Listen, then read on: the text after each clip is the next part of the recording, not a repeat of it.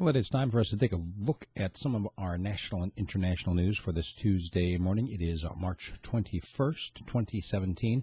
The latest poll puts Marine Le Pen as the front runner in the first round of French presidential race. They are having the first round, I believe, at the end of April and the second round at the beginning of May.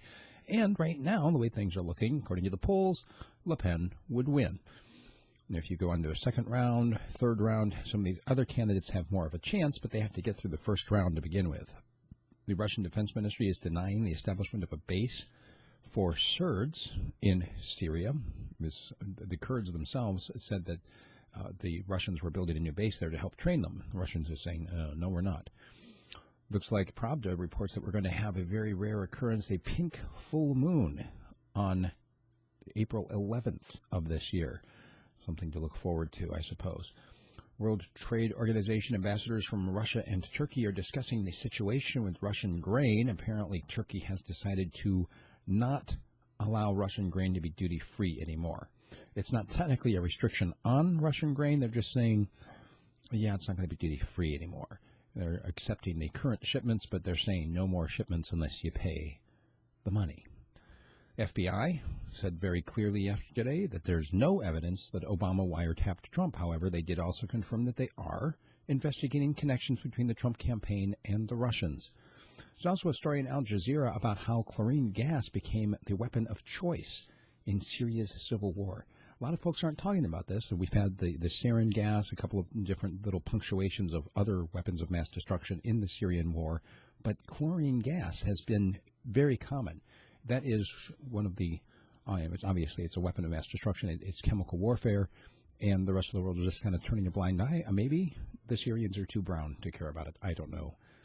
There's apparently a new form of flu, a dangerous virus attacking the Russians, and they're asking the question what to do about it. Oh, by the way, David Rockefeller Sr., the oldest American billionaire, actually the oldest billionaire in the world, died at age 101 over the weekend.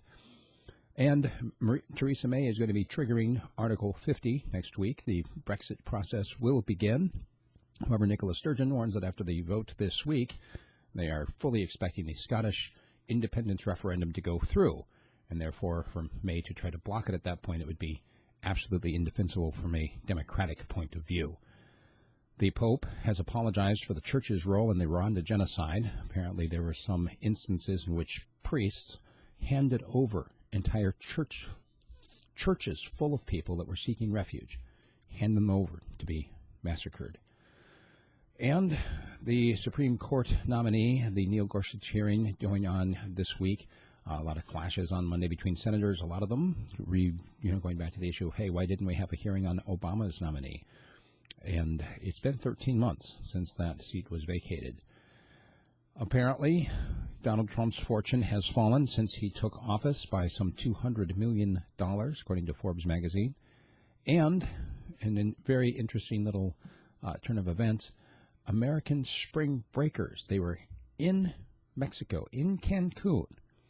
Foreigners abroad started chanting, "Build the wall," in front of horrified Mexican honeymooners. Lastly, there's a new book out examining the possibility that Hitler got his blueprint for race laws from the United States. That's something we can talk about at some point in the future. Today, my commentary has to do with a very Alaskan issue. It's another proposal in front of another borough assembly to do away with invocations. This time it's happening right here in Fairbanks. Check it out.